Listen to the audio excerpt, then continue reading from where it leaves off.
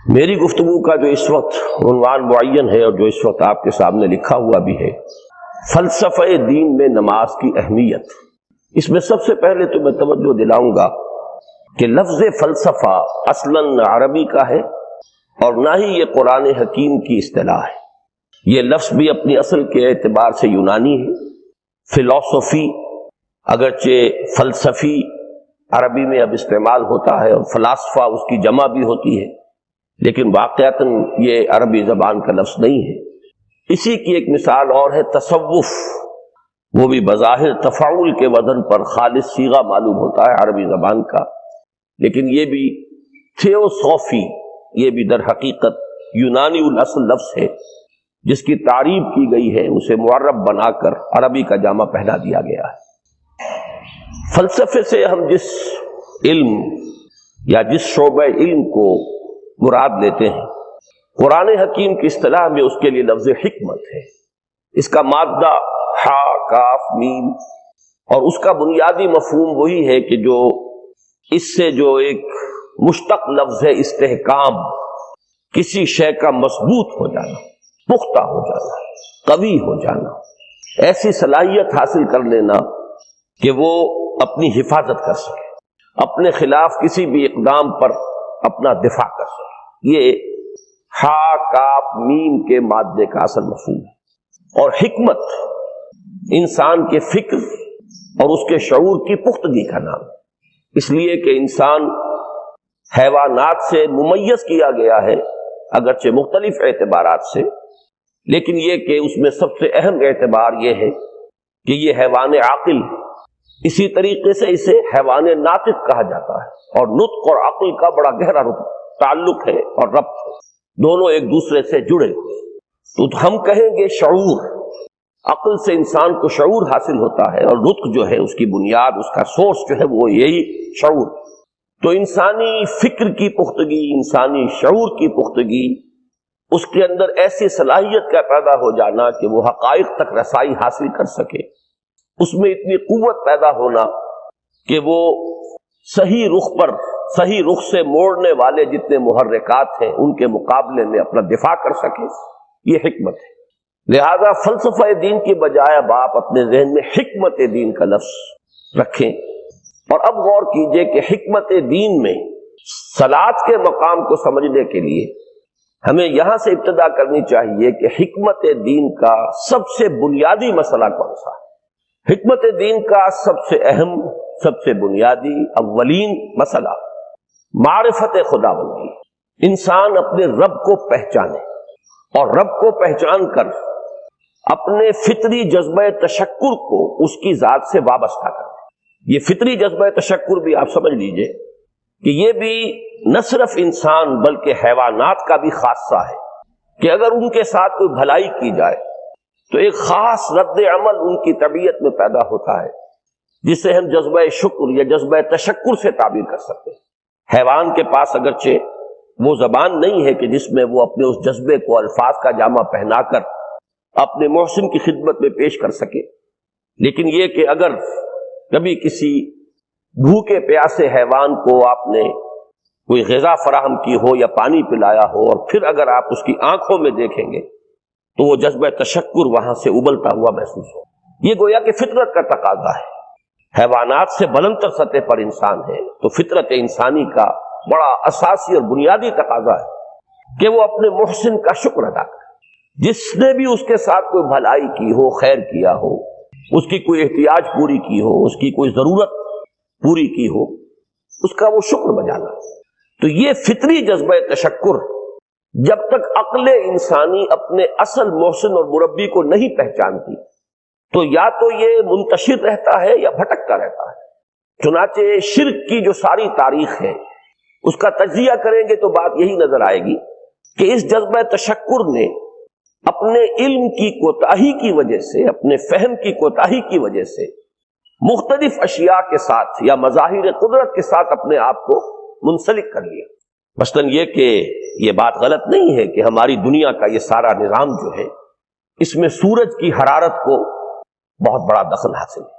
ساری انرجی جو ہمارے پاس ہے اس کی سورس تو اصل میں وہ سولر انرجی ہے، لکڑی بھی آپ جلا کر اگر آگ کے ذریعے سے حرارت حاصل کرتے ہیں تو وہ بھی در حقیقت سورج ہی کی وہ حرارت تھی کہ جو اس لکڑی میں جذب ہوئی ہے، اس نے وہ صورت اختیار کی۔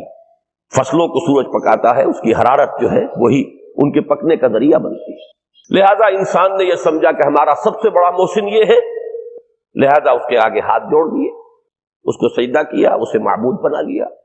اسی پر آپ قیاس کرتے چلے جائیے، جس جس چیز کے بارے میں احساس ہوا کہ اس کے ساتھ ہماری کوئی بھلائی وابستہ ہے، یہ ہمارے لیے کسی خیر کا ذریعہ ہے، اس کے سامنے انسان جھک گیا اور اس کے اظہار تشکر کے لیے اس نے مراسم عبودیت ایجاد کر دی۔ تو عقل انسانی کی اصل معراج یہ ہے کہ وہ اپنے اصل مربی کو پہچانے، اپنے اصل رب کی معرفت حاصل ہو جائے کہ یہ تمام مظاہر فطرت، مظاہر قدرت، اگرچہ یہ سب ہیں اس دنیا میں، اس کے نظام کو مختلف پہلوؤں سے ان کے ساتھ وابستہ کیا گیا ہے، لیکن یہ سب خود کسی اور کی ربوبیت کے مظہر ہے۔ کوئی اور ہے جو ان سب کا خالق ہے، کوئی اور ہے کہ جس نے ان کے لیے یہ سارا نظام بنایا ہے۔ تو ایک ہی چھلانگ میں انسان پھر وہاں پہنچتا ہے اور اپنے اصل رب اور مربی کو پہچان کر اب اپنے پورے جذبہ تشکر کو اس کی ذات کے ساتھ منسلک کر دے۔ یہ میں نے خلاصہ عرض کیا آپ کے سامنے سورہ لقمان کے دوسرے رکوع کی اس پہلی آیت کا، جس میں اللہ تعالیٰ نے حضرت لقمان کے حوالے سے حکمت اور حکمت کا جو منطقی اور لازمی نتیجہ ہے، دونوں چیزوں کو بیان کر دیا۔ وَلَقَدْ آتَيْنَا لُقْمَانَ الْحِكْمَةَ أَنِ اشْكُرْ لِلَّهِ، ہم نے لقمان کو حکمت عطا کی کہ کر شکر اللہ کا۔ فطرت سلیمہ کا تقاضا شکر، محسن کے لیے مربی کے لیے، اور عقل کی معراج اپنے اصل محسن اور مربی کو پہچان لینا، اسی کا نام حکمت ہے۔ حکمت عقل صحیح اور فطرت سلیمہ کے امتزاج سے وجود میں آتی ہے، جس کا نتیجہ شکر رب ہے یا معرفت رب۔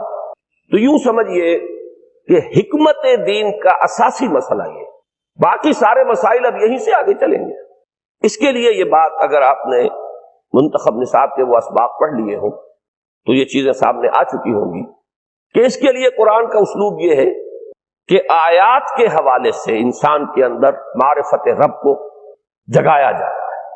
میں نے جگانے کا لفظ استعمال کیا ہے کہ قرآن کی حکمت یہ ہے کہ رب کی معرفت فطرت انسانی میں موجود ہے لیکن سوئی ہوئی ہے، ڈورمنٹ ہے، اسے جگانا ہے، اسے ایکٹیویٹ کرنا ہے۔ اس کے لیے آیات آفاقی، ان فی خلق السماوات والارض واختلاف اللیل والنہار والفلک التی تجری فی البحر بما ينفع الناس الی آخر الآیہ۔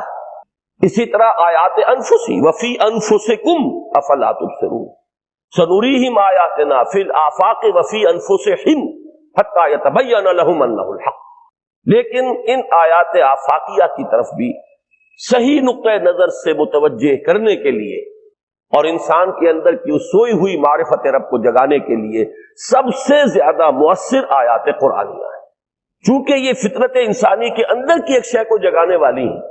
یہی وجہ ہے کہ قرآن مجید اپنے آپ کو کہیں الذکر کہتا ہے، کہیں ذکرہ، کہیں تذکرہ۔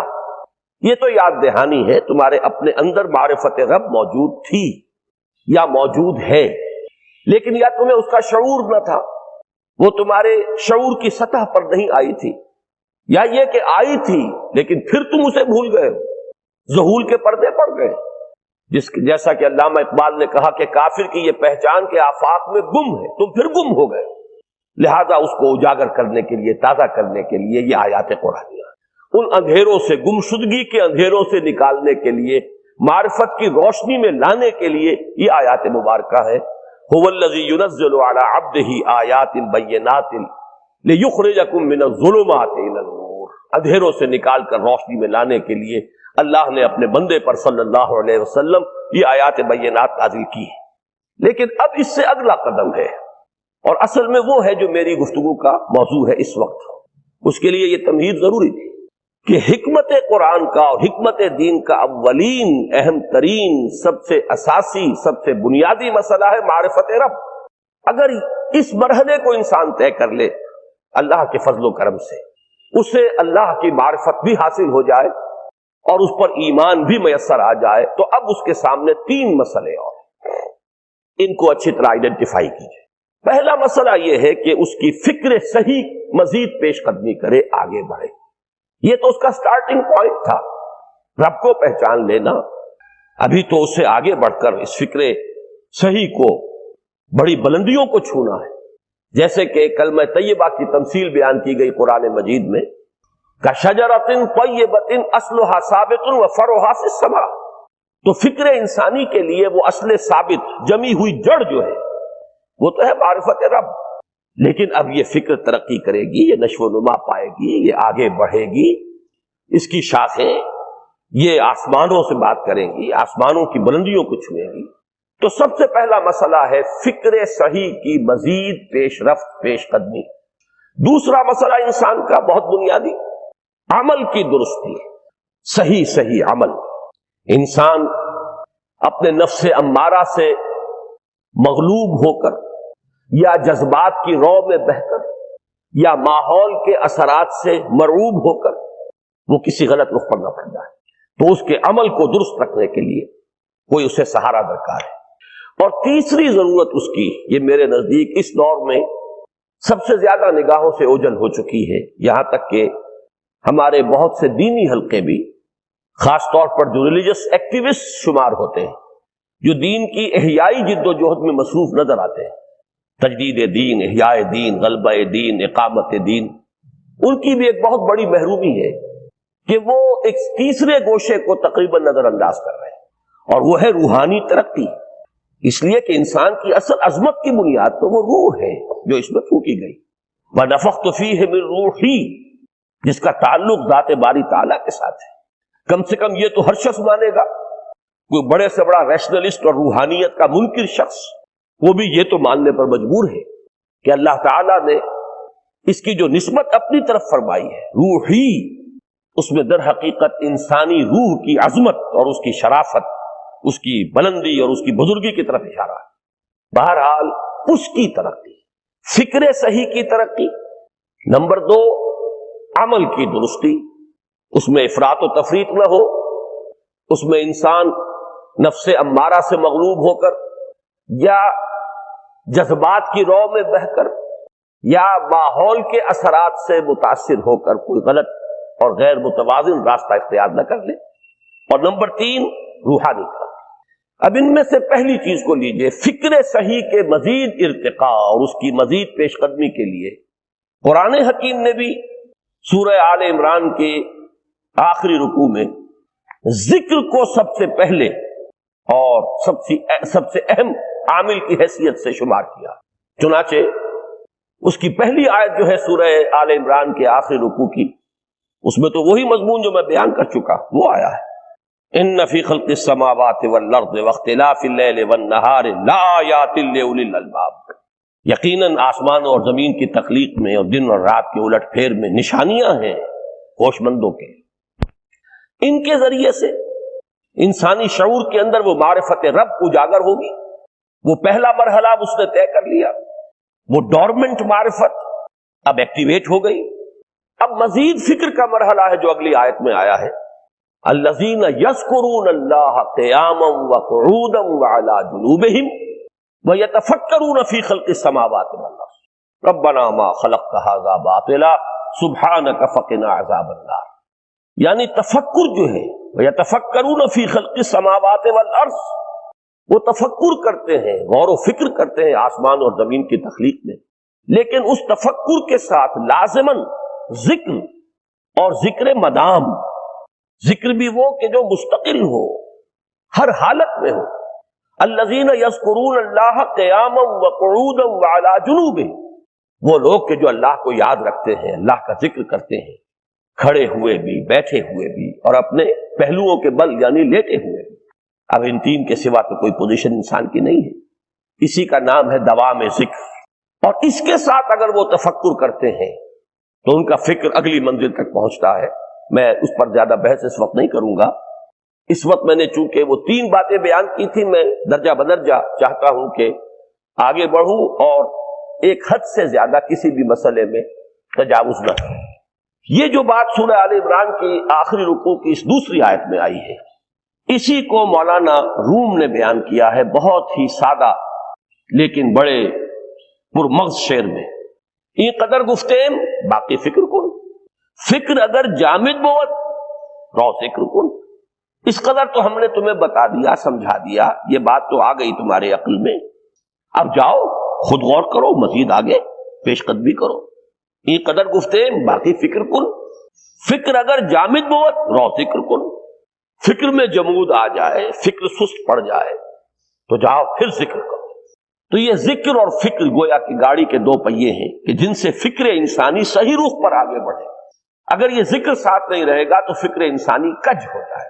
تاثریا میر و دیوار کج، پھر وہ فکر جو ہے وہ بلندی کو کتنے ہی پہنچ جائے لیکن وہ ٹیڑھی بلندی ہوگی، وہ صراط مستقیم پر پیش قدمی کرنے والا فکر نہیں ہوگا. اسی کو علامہ اقبال نے اپنے دو اشعار میں، کیونکہ انہوں نے مولانا روم کو اپنا پیر بھی تسلیم کیا ہے، مرشد رومی، تو یہ فکر جو ہے، یہ خیال جو مولانا روم نے پیش کیا، اسی کو علامہ اقبال نے دو اشعار میں میں سمجھتا ہوں کہ مزید شکوہ کے ساتھ، مزید خوبصورت اور حسین انداز میں پیش کیا ہے. جز بقرآن زیغمی روباہی است، فقر قرآن اصل شاہنشاہی است.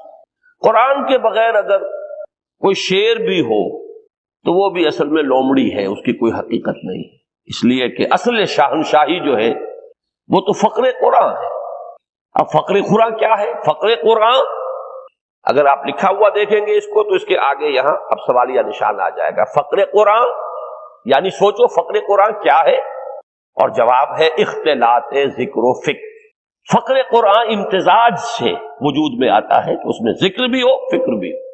اور فکر را کامل نہ دیدم جز بے ذکر، میں نے فکر کو کبھی بھی اپنی منزل مقصود تک پہنچتا ہوا نہیں پایا جب تک کہ اس کے ساتھ ذکر نہ ہو. تو پہلی شے تھی فکر انسانی کی صحیح رخ پر مزید پیش قدمی اور پیش رفت، اور اس کے لیے لازم ہے ذکر و فکر کا امتزاج. دوسری چیز کو لیجئے عمل کی درستی. اس عمل کی درستی کے لیے اللہ تعالی کے ساتھ ایک گہرے تعلق کی ضرورت، اس لیے کہ صبر کی بحث میں یہ مضامین شاید آپ کے سامنے آ گئے ہوں کہ صبر جہاں مصیبت پر صبر ہوتا ہے، تکلیف پر صبر ہوتا ہے، اللہ کے احکام پر جمنا یہ بھی صبر ہے، نفس کی خواہشات کی باغ کو تھام کر رکھنا، کھینچ کر رکھنا یہ بھی صبر ہے، اور استقامت کسی شے پر قائم رہنا یہ بھی صبر ہے. تو عمل صحیح پر استقامت کے لیے وَاصْبِرْ وَمَا صَبْرُكَ إِلَّا بِاللَّهِ، اس صبر کی سب سے اہم جو بنیاد ہے، اس کا جو سب سے بڑا ذریعہ ہے، اس کا جو سب سے بڑا سہارا ہے، وَمَا صَبْرُكَ إِلَّا بِاللَّهِ، اس کے لیے ضرورت ہے ایک گہرے تعلق کی کہ اللہ کے ساتھ ایک ایسا تعلق برقرار رہے جو نہ صرف گہرا ہو بلکہ دائم و قائم، مسلسل. ذرا ذہول ہوگا تعلق مع اللہ میں، ذرا کمی آئے گی شیطان کا وار کاری ہو جائے گا. اسی کو حضور نے حدیث میں یوں تعبیر کیا ہے تمثیلاً کہ جو دل اللہ کی یاد سے غافل ہے اس پر، فارسی کا وہ مقولہ بھی ہے کہ خانہ خالی را دیو میں گیرت، گھر خالی رہے تو جنات اس پر دیو جو ہے آ کر قبضہ جما لیتے ہیں. تو خانہ قلب جو ہے اگر یاد خدا بندی سے خالی ہو گیا تو شیطان ابلیس لعین اپنی تھوتنی ٹکا دیتا ہے. یہ لفظ آتا ہے سور کے منہ کے لیے تھوتنی، جس طرح اس کا نکلا ہوا سا منہ ہوتا ہے آگے، تو یہ لفظ استعمال کیا گیا کہ وہ اپنی تھوتنی انسان کے دل پر جما کر اور پھوکے مارنی شروع کر دیتا ہے. تو شیطان کو موقع ہی تب ملتا ہے جب انسان کے تعلق مع اللہ کے اندر کمی ہو، وہ خانہ بالکل خالی ہو گیا ہو یا اتنا ضعیف ہو گیا ہو کہ کل عدم ہو جائے، گویا کہ نہیں. تیسری چیز کی طرف آئیے، روحانی ترقی. روحانی ترقی کے لیے میں ایک اصطلاح کے سامنے لا رہا ہوں، اس سے مراد کیا ہے؟ روحانی ترقی کے لیے ہماری دینی اصطلاح ہے تقرب الی اللہ، اللہ سے قریب تر ہوتے چلے جانا. اس پر میرا ایک کتابچہ بھی ہے. تقرب الی اللہ کے دو مدارج، دو درجے، جو در حقیقت ایک حدیث نبوی علیہ الصلوۃ والسلام ہی پر مبنی ہے کہ حضور نے ایک درجہ قرار دیا ہے تقرب بالفرائض، فرائض کے ذریعے سے انسان اللہ کا قرب حاصل کرے. ایک ہے تقرب بالنوافل، نوافل کے ذریعے سے اللہ کا قرب حاصل کرے. ان میں کیا نسبت و تناسب ہے، اہمیت کے اعتبار سے کون بڑھ کر ہے، بلندی کے اعتبار سے کون بڑھ کر ہے، یہ تمام مسائل میں نے اپنی اس تقریر میں بیان کیے تھے جو اس کتابچے میں شائع ہوئی ہے۔ اس وقت میں اس کی تفصیل میں نہیں جا رہا، صرف یہ تذکرہ اس لیے کر رہا ہوں کہ جن کو بھی خواہش ہو جائے وہ اس کا مطالعہ کرے۔ ہماری اس وقت کی گفتگو سے وہ کتابچہ اس جگہ پر منسلک ہوگا۔ تو تقرب الی اللہ، یہ تقرب کوئی فزیکل فینومینن نہیں ہے، جسمانی یا مادی مسئلہ نہیں ہے۔ اللہ سے قرب یہ نہیں ہے کہ کوئی کروڑوں میل کا فاصلہ ہے، اب ہمیں کوئی رسی پر چڑھنا ہے اوپر بڑی محنت اور مشقت سے۔ فصل تو ہے ہی نہیں، فاصلہ ہے ہی نہیں، بعد ہے ہی نہیں۔ نحن اقرب الیہ من حبل الورید، ہم تو انسان سے اس کی شہرگ سے بھی زیادہ قریب۔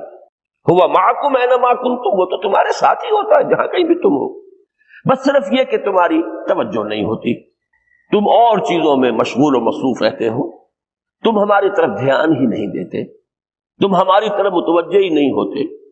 ہم تو مائل بے کرم ہے، کوئی سائل ہی نہیں، راہ دکھلائیں کسے رہنو منزل ہی نہیں۔ انسان جب متوجہ ہو جاتا ہے اور بڑھتا ہے، آگے پیش قدمی کرتا ہے روحانی اعتبار سے، تو یہ ہے در حقیقت تقرب الی اللہ، اور اسی کو ہم کہیں گے روحانی طرف۔ اب ان تین چیزوں کو اگر آپ نے ذہن میں جما لیا، پھر میری بات کی ترتیب اس کو ذہن میں قائم کیجئے۔ ہم چلے کہاں سے کہ دین کے ساتھ اصل مناسبت فلسفے کی نہیں، حکمت کی۔ نمبر 2، حکمت قرآنی کا پہلا اور اہم ترین اور بنیادی مسئلہ معرفت رب کا حصول ہے۔ اس کا نتیجہ شکر خدا بندی، اس کا ذریعہ آیات آفاقی، آیات انفسی، اور سب سے بڑھ کر آیات قرآنیہ جو الذکر، جو تذکرہ ہے، جو ذکر ہے۔ لیکن اس پہلے مرحلے کو اگر کوئی انسان بفضل ہی تعالی، اللہ کے فضل و کرم سے طے کر لے، اب اس کے سامنے تین مسئلے، فکر کی مزید پیش رفت، مزید پیش قدمی صحیح رخ پر، اس کے لیے ذکر اور فکر دونوں کا امتزاج لازمی۔ فقر قرآن اختلاط ذکر و فکر۔ الذین یذکرون اللہ قیاما وقعودا وعلی جنوبہم ویتفکرون فی خلق السماوات والارض۔ دوسری شے عمل کا درست رہنا، نہ افراط و تفریط ہو، عدم توازن ہو، نہ انسان نفس سے مغلوب ہو جائے، نہ انسان جذبات کی رو میں اندھا ہو جائے، نہ انسان ماحول سے مرعوب ہو کر متاثر ہو، صحیح رخ پر اس کا عمل۔ نمبر 3، روحانی ترقی، جو اصل حاصل ہے، جو اصل مقصود ہے۔ نمبر 2 چیز کے لیے تعلق مع اللہ ضروری، نمبر 3 کے لیے تقرب الی اللہ۔ اب غور کیجئے، ان تینوں چیزوں کا بڑا گہرا تعلق ہے نماز کے ساتھ، ان تینوں کے لیے ستون کی حیثیت نماز کو ہے۔ لہذا ایمان کے بعد یا معرفت رب کے بعد حکمت دین کا اہم ترین مسئلہ نماز، صلاۃ، اس لیے کہ ایک طرف یہ انسان کو اللہ کے ساتھ ایک گہرے تعلق کا ذریعہ فراہم کرتی ہے، اپنے تمام مصروفیات میں سے، ان مشغولیتوں میں جن میں گم ہونے کا خدشہ ہوتا ہے، نکلو۔ 24 گھنٹے کے معمولات میں سے کم 5 مرتبہ تو لازماً نکلو، اور اپنے آپ کو ذرا، اپنے حواس کو بھی، اپنی باطنی کیفیات کو بھی ذرا تازہ کرو۔ اگر کوئی گندگی، نجاست، کسی طرح کی ناپاکی کا کوئی معاملہ ہے، طہارت حاصل کرو۔ طہارت سے تمہارے اندر روح کو بھی بالیدگی ہوگی، تمہارے حواس بھی تازہ ہوں گے، تم گویا کہ بحیثیت کل تمہاری ہستی چاق و چوبند ہو جائے۔ وہ کسل، وہ سستیاں، وہ جو ایک کثافتیں ہوتی ہیں، ان سب سے نجات حاصل کرو، اور اب اپنے رب کے حضور میں کھڑے ہو جاؤ، اس کے ساتھ اپنا عہد بھی تازہ کرو، اس کی اہم صفات کو بھی اپنے ذہن میں پھر مستحضر کرو۔ یہی وجہ ہے، دیکھیے میں نے جو آیات آپ کو شروع میں سنائی تھی، سورہ لقمان کی 2 آیتیں، پہلی آیت میں اس کا ترجمہ کر چکا، دوسری آیت وَلَقَدْ وَإِذْ قَالَ لُقْمَانُ لِابْنِهِ وَهُوَ يَعِظُهُ يَا بُنَيَّ لَا تُشْرِكْ بِاللَّهِ إِنَّ الشِّرْكَ لَظُلْمٌ عَظِيمٌ۔ اس کے بعد درمیان میں کچھ مضمون آ کر پھر وہ آیہ مبارکہ آئی، یا بنی اقیم الصلاۃ وامر بالمعروف وانہی عن المنکر واصبر علی ما اصابک۔ گویا کہ اہم ترین چیز، بنیادی ترین چیز اللہ کو محض پہچان لینا کافی نہیں ہے، یاد رکھنا ضروری ہے۔ اللہ یاد رہے گا تو فکر صحیح آگے بڑھے گا۔